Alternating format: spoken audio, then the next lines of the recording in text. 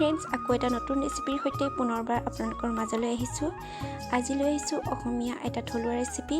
সেয়া হৈছে ঢেকীয়া, ওটেঙা আৰু কঁঠাল গুটিৰে ৰন্ধা মাছৰ আঞ্জা। আহকচোন ৰেচিপিটো আৰম্ভ কৰোঁ। ৰেচিপিটোৰ বাবে মই এমুঠি ঢেকীয়া এইদৰে কাটি ল'লোঁ আৰু এফাল ওটেঙা কাটি লৈছোঁ।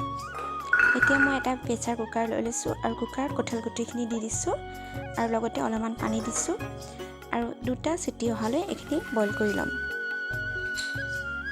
আৰু এয়া মই কুকাৰৰ ঢাকনিখন লগাই ল'লোঁ আৰু এয়া গেছত বহাই ল'লোঁ।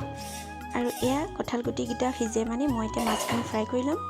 তাৰ বাবে মই কেৰাহীখনত অলপমান তেল দি লৈছোঁ আৰু এতিয়া তেলখিনি মই ভালদৰে গৰম হ'বলৈ দিম। তেলখিনি গৰম হৈ গ'ল। এতিয়া মই ইয়াত মাছ কেইপিচ দি লৈছোঁ।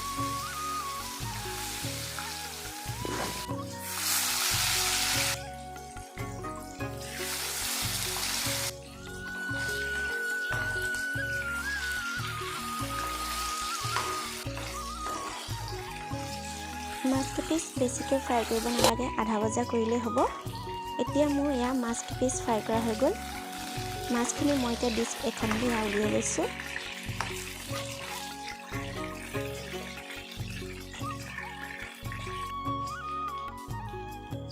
মই এতিয়া একেখিনি মাছ ভজা তেলতে 1 চামুচ পাঁচফোৰণ দি লৈছোঁ আৰু লগতে দিছোঁ থেতেলিয়াই লোৱা কেইফুটামান নহৰু আৰু এটা কেঁচা জলকীয়া। এইখিনি মই এতিয়া ভালদৰে মিক্স কৰি লৈছোঁ আৰু 1 মিনিটমানৰ কাৰণে অকণমান ভাজি ল'ম।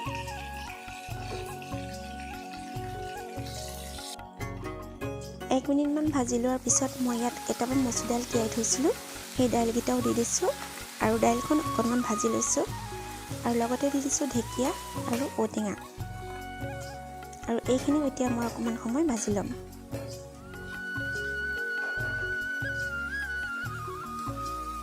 এই আটাইখিনি মই এতিয়া ভালদৰে লৰাই লৈছোঁ আৰু প্ৰায় 5 মিনিটমানৰ কাৰণে মই এইখিনি ভাজি ল'ম।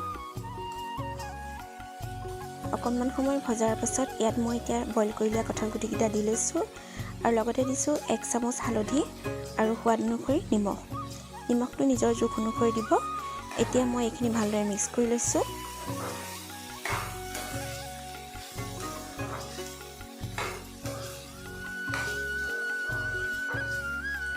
এইখিনি এতিয়া মই ভালদৰে লৰাই ল'লোঁ আৰু ঢাকনিখন লগাই প্ৰায় 5 মিনিটমানৰ কাৰণে সিজিবলৈ দিম। এয়া 5 মিনিটৰ পিছত ঢাকনিখন আঁতৰাই লৈছোঁ আৰু এইখিনি আকৌ এবাৰ ভালদৰে লৰাই লৈছোঁ।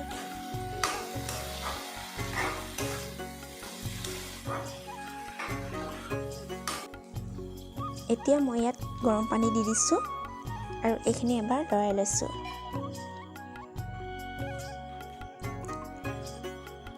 এইখিনি মই ভালদৰে লৰাই ল'লোঁ আৰু 5 মিনিটমানৰ কাৰণে এটা উতল আহিবলৈ দিম। গেছৰ ফ্লেমটো মই হাই কৰি লৈছোঁ আৰু ইয়াত 5 মিনিটৰ পাছত মই এতিয়া ইয়াত ফ্ৰাই কৰি লোৱা মাছ কেইপিচো দি লৈছোঁ। এইখিনি আকৌ এবাৰ ভালদৰে লৰাই লৈছোঁ। মাছখিনি মই ইয়াত দি ল'লোঁ আৰু এতিয়া গেছৰ ফ্লেমটো মিডিয়াম কৰি প্ৰায় 15 মিনিটমানৰ কাৰণে মই এইখিনি এতিয়া ভালদৰে সিজিবলৈ দিম।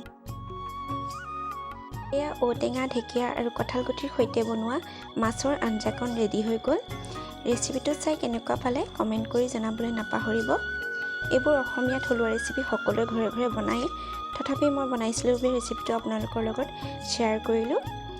আকৌ এটা নতুন ৰেচিপিৰ সৈতে পুনৰ লগ পাম। আজিলৈ আহোঁ, বাই বাই।